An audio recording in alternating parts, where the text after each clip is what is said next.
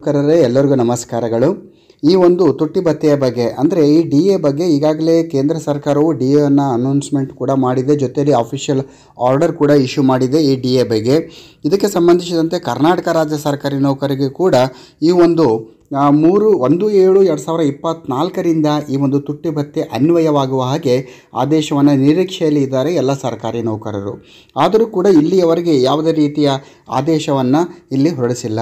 ಈ ಕೇಂದ್ರ ಸರ್ಕಾರಿ ನೌಕರರಿಗೆ ಸಂಬಂಧಿಸಿದಂತೆ ಇಲ್ಲಿ 3ರಷ್ಟು ತುಟ್ಟಿ ಭತ್ಯೆಯನ್ನು ಮಂಜೂರು ಮಾಡಿ ಈಗಾಗಲೇ ಆದೇಶವನ್ನು ಮಾಡಿದೆ.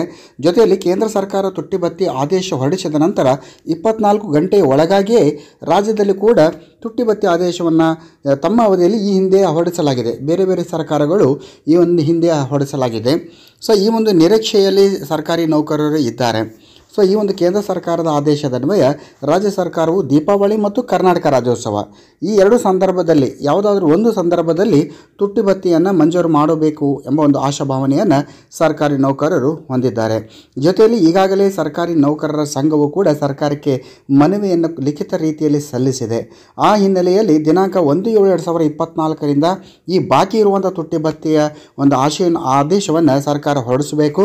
ಜೊತೆಯಲ್ಲಿ ಈ ಮೂಲಕ ಒಟ್ಟು 6 ಲಕ್ಷ ಸರ್ಕಾರಿ ನೌಕರರ ಒಂದು ವಲಯದಲ್ಲಿ ಸಂತೋಷವನ್ನು ಉಂಟು ಮಾಡಬೇಕು ಎಂಬ ನಿಟ್ಟಿನಲ್ಲಿ ಈಗಾಗಲೇ ಪ್ರವರ್ತರಾಗಿರುವಂಥ ಕರ್ನಾಟಕ ರಾಜ್ಯ ನೌಕರರ ಸಂಘವು ಮತ್ತೊಮ್ಮೆ ಲಿಖಿತವಾಗಿರುವಂಥ ಮನವಿಯನ್ನು ಸನ್ಮಾನ್ಯ ಮುಖ್ಯಮಂತ್ರಿಗಳಿಗೆ ಇಲ್ಲಿ ಸಲ್ಲಿಸಿದೆ.